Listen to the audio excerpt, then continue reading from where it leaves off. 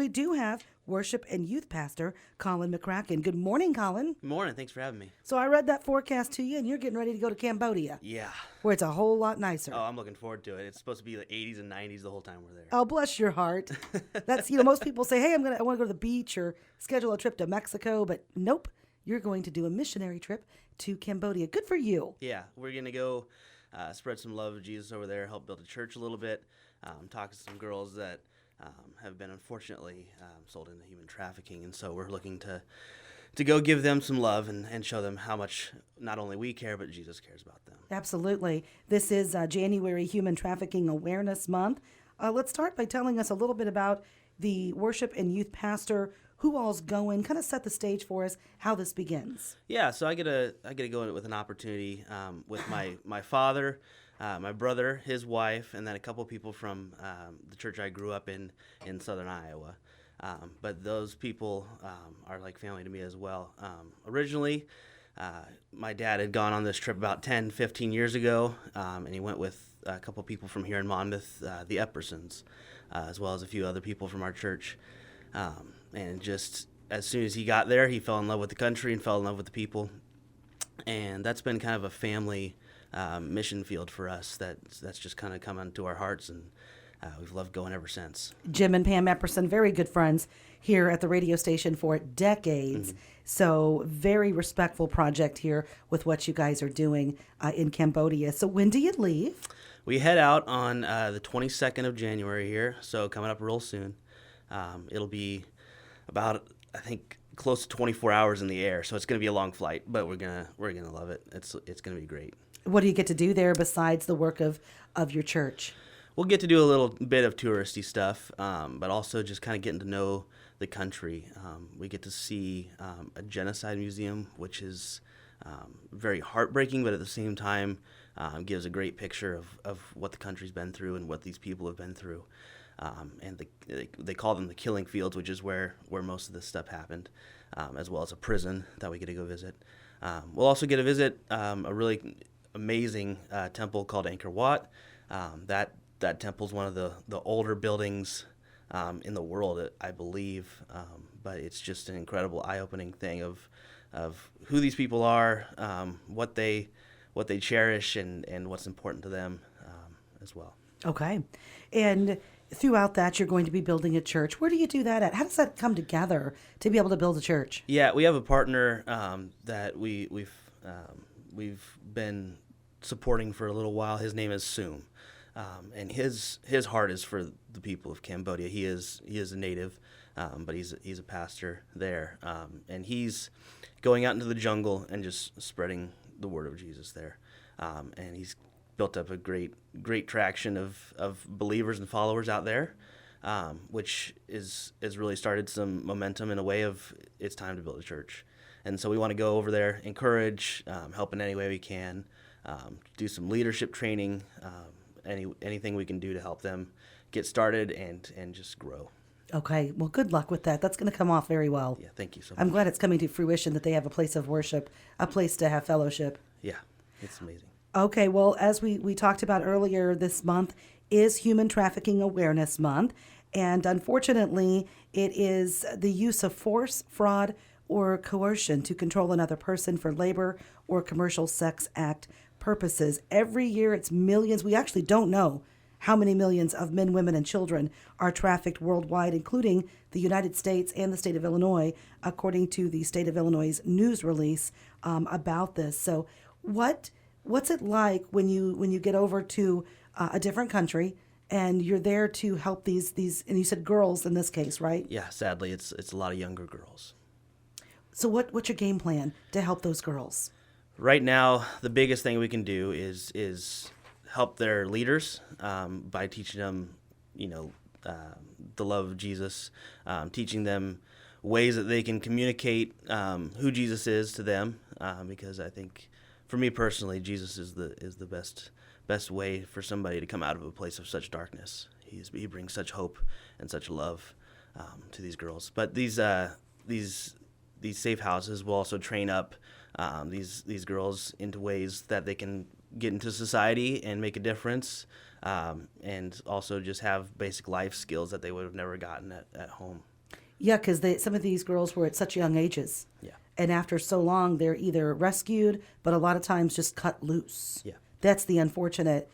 It's very, very sad. It's a very challenging situation. It is. A lot of the times it's just out of desperation of the parents, just needing money, needing food, whatever it takes. And so they sell the only thing they have, which is really heartbreaking. It is heartbreaking.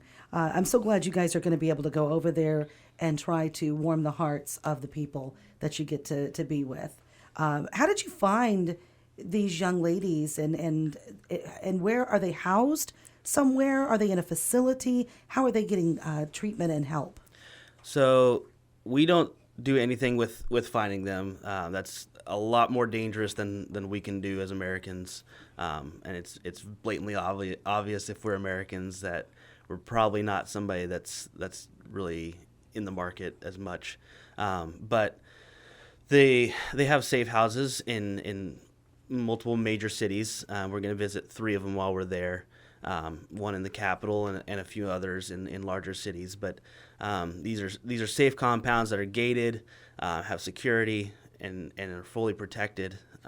But each girl kind of gets a home. It's almost like a camp, but a lot nicer, I should say, where they're actual houses. They each have like house mothers, and they have their own chores, their own responsibilities, their own school time, and they get shown what a normal life should be like. And it's one of those things where once you get to see it, it changes everything. It does. It has to stay with you forever. Yeah. And you said this isn't your first time. This will be my second time. Yeah. My dad has gone probably 8, 9, 10 times. COVID wiped out a couple of those opportunities for us. We were going to go again, but we're blessed to be able to get to go back now. This will be my brother's second time, as well as a couple other people's third or fourth time.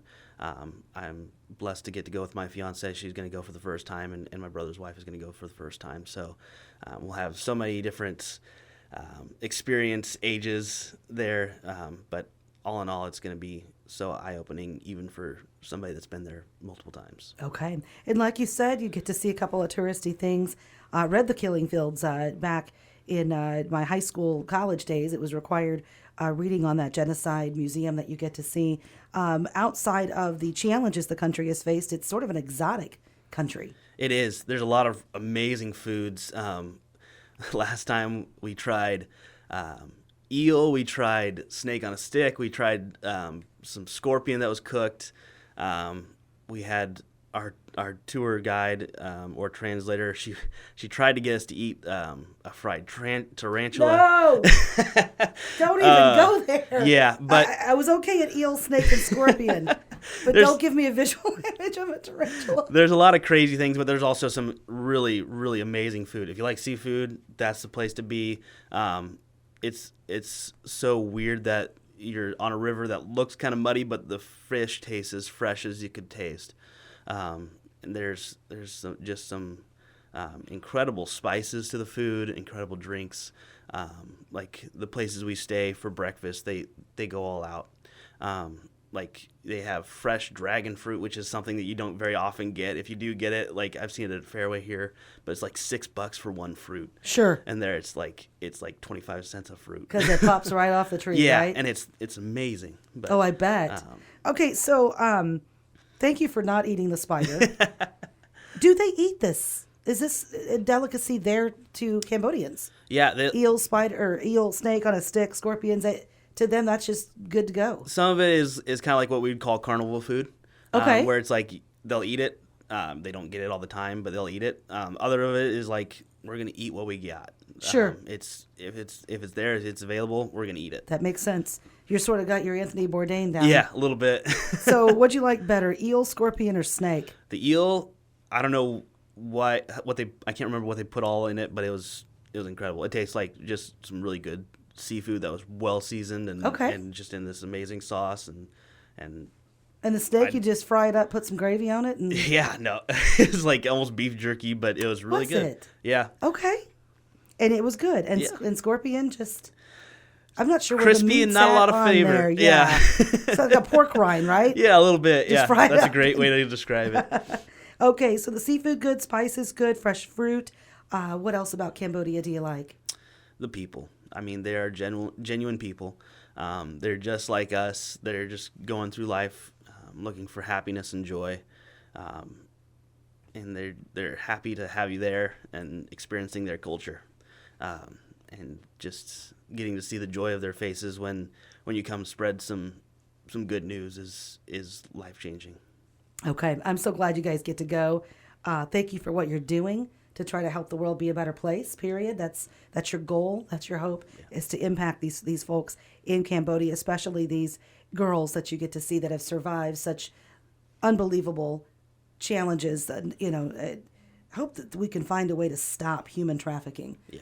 The survivors, their stories are so interesting. It is Human Trafficking Awareness Month, just a reminder of that. So if you can help, feel free to do so. This is one way to help. How can people help you in the future? Me personally, just we're planning on future trips. So we can put out word to anybody interested on future trips. If not, there's an organization called RAPHA, RAPHA. RAPHA House is the main people we're going through here.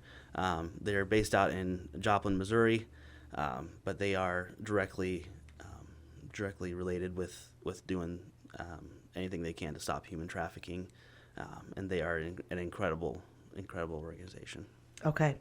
Colin, thank you so much. Thank you so much for having me. Thank Yeah. you for being willing to share this, Yeah. especially get awareness for those that sometimes it's hard to see, and so any kind of light we can shed on the problem is amazing. Anything we can do to help, that's our job, and our goal is to help and inform the community about things going on. So I'll talk to you when you get back. Sounds great. Thank you so much. That is Colin McCracken with us. He is worship and youth pastor at First Christian Church on a mission trip to Cambodia.